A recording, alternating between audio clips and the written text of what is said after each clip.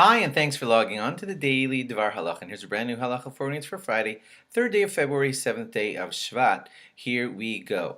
When the Beis Hamikdash, the temple, was destroyed, we were given the great honor by God that He left us with our Mikdash Ma'at, with our small temples, and they are, according to all of our rabbis, our shuls and our study halls, Beis Medrash, where we learn our Torah. And they are the Mikdash Ma'at of today. They are the small temples of today, so that when you go into a Shul or a Beis HaMedrash where Torah study is happening, even when they're empty and it's not happening, they are holy places and they are imbued with some of the former holiness that would have been in the actual temple if it was here. And therefore, we're going to be doing some laws about the great respect that we have to give to our shuls and our Beis Medrashes.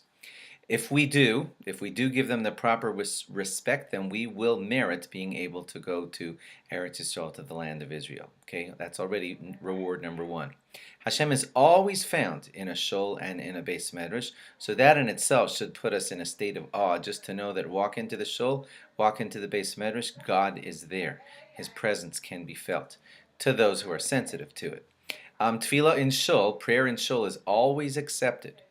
Doesn't mean you're going to get the exact answer you want, but the tefillah is accepted always when it's davened in a shul. The Alkut Shimoni says that people enter a shul or a Beis Medrash filled with sin, and they leave filled with mitzvos. Imagine how powerful that is. Step into a shul. You step in there filled with sin, and you leave filled with mitzvah.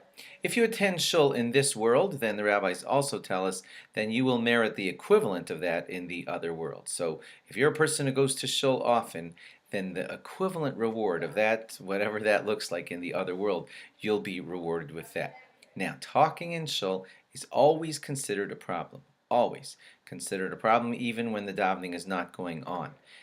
So to just step into the shul for a quiet moment, to be with a friend and say, we need to schmooze, let's step into the shul, wrong.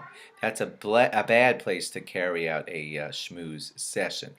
Some say that talking actually delays, this is the Yabia Omer who says this, that it actually delays our redemption. We're all saying, we wait for Mashiach, we wait for Mashiach. Well, talking in shul actually delays it, so please bear that in mind always. The Kaf HaChaim says, and wow, think how powerful this is. This is our last one for today. The Kaf HaChaim says that if you will be talking in shul, it's better that you don't go in there. Let me repeat that. That is so strong. If you're going to talk in shul, the Kaf HaChaim says, you know what, just don't go in.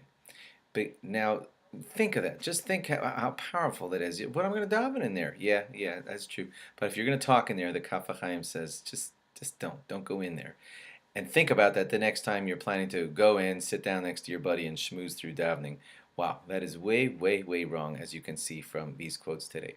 Thanks for logging on. Hope that wasn't too harsh, but we got to think these things out because they are very holy places. Have a great Shabbos and log on again after Shabbos for more. Bye-bye.